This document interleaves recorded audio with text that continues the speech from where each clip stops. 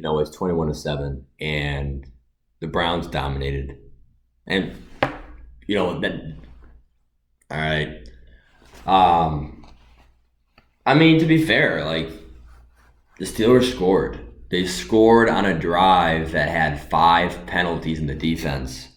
Um, One of them was actually a roughing the passer call, but there were like some questionable calls, especially that face guarding at the end. Apparently, the cornerback has to have an attempt to look at the ball. You can't just face guard. But I mean, I get it and stuff, but it's still like I don't like to see the team score because of the 5 penalties in that drive. I want to see him drive naturally. I feel like that's what the Browns did, and that's what the Browns have been doing all year. They have been driving a lot of the drives. They have. They have proven to us that we can drive. Versus the Broncos, we had 5 red zone trips, and we had, I want to say, 4 field goals. I take that back. I want to say actually 6 red zone chances. 1 turnover on downs. We had 4 field goals. I want to say 4 field goals, and then 1 touchdown. Actually, we did score a touchdown on Jarvis Landry pass. But it's just like we're there. Like we're driving all the time. Like we're not having these crap 3-and-outs like we did like 4 years ago. But again, not getting too off guard because this is about Myles Garrett. Okay, this video is about Myles Garrett. I'm a diehard Browns fan. We know that, and grew up in the city. And honestly, it's just I can't believe what he did, and we obviously know it was wrong. There is no justification for what he has done. I have a Myles Garrett jersey. I'm not going to burn it. I'll still wear it. It's just a disgrace. And it's just like the score is 21-7. Like I said in the beginning of the video, we dominated, and I felt pretty confident that I was able to go outside and play snow football with my friends.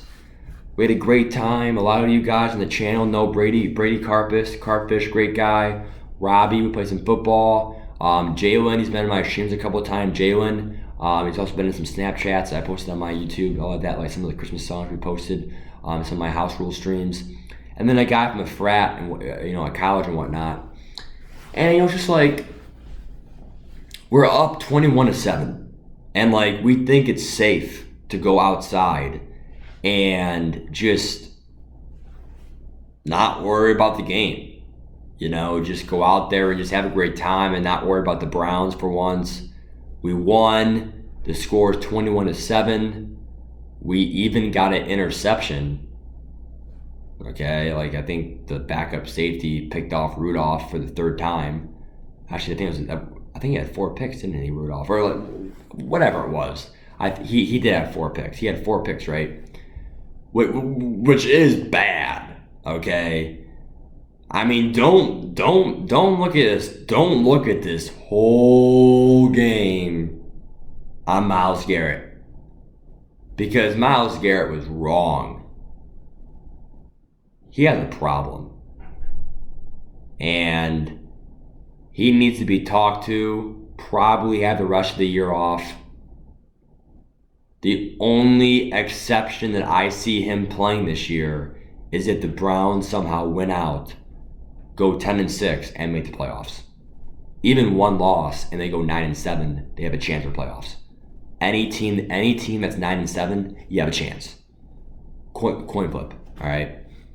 So, literally, that's all I'm saying is that don't just look at that game like Browns won. Doesn't matter though. Doesn't matter because of what Garrett did. I don't think that's true. I think it does matter. The Browns won. And I think that we actually not killed, but killed as in we dominated those Steelers. And I know that Juju was out and this, that, but like We really did phenomenal. Should have been a shutout. I know Boswell missed a kick. Well, guess what? Seibert missed 2 kicks.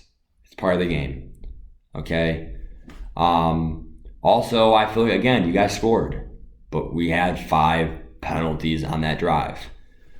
Skill-wise, I think we're there. We're putting the pieces together. I think Kareem Hunt is the big thing on offense. With Kareem Hunt, we now have fresh backs. We're ready to go, ready to attack, all that stuff.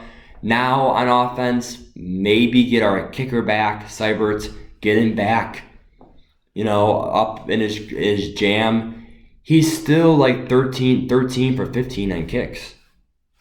I mean, that's still pretty good for this year. I'm not sure about the exact stats, but somewhere around there, like 11 for 13 or 10 for 12. Like, he's doing pretty good. I'm not going to complain.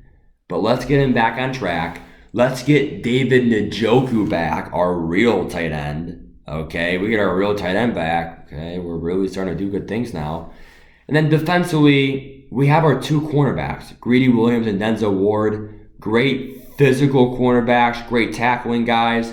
Not going to pick off the most balls, but they'll be there. They'll be there for tight coverage. Stride for stride. I know Denzel Ward did get burned a couple times. But it's human error, okay? And we really need our safeties to come back. Myles Garrett got ejected and whatnot. Please tell me he's not suspended, okay? Clearly he was sorry after the hit, okay? If he was perfect, he would be like this after the hit. It's not what he did, folks. It's not what he did, okay? He actually felt a little remorse after that hit. So Damaris Randall, we need him. We need our safety help. If not, they're just going to throw deep all the time and just test our safeties. Morgan Burnett, he has a torn Achilles or something wrong with his Achilles. At least weeks, probably, hopefully not the whole year. He made some good plays. He got an interception. He got like 7 tackles. What more do you want from a safety? He balled out for us last night. And again, it's just like defensively, just because we have no Myles Garrett, dude, I think our linebackers can step up. Schobert and Mack Wilson stepped up last night. Mack Wilson had a very important 4th down stop. Or a 3rd down stop to force a punt. He knocked it out of the hands, or you know what I'm saying.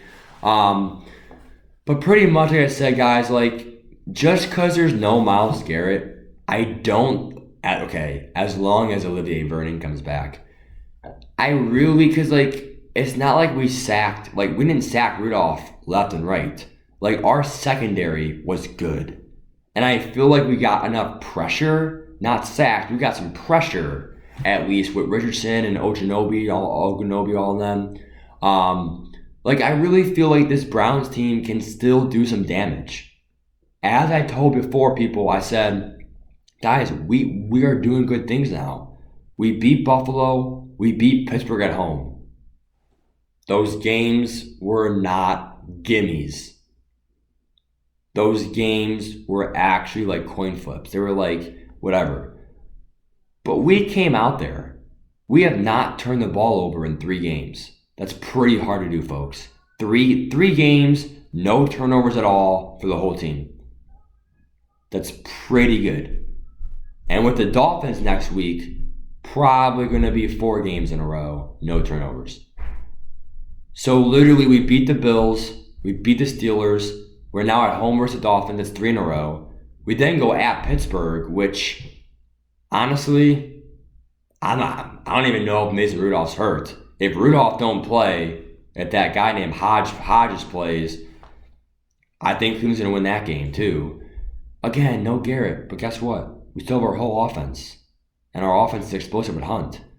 We still have our whole defense besides Morgan Burnett and Myles Garrett, which is kind of huge, but still, it's not the end of the world.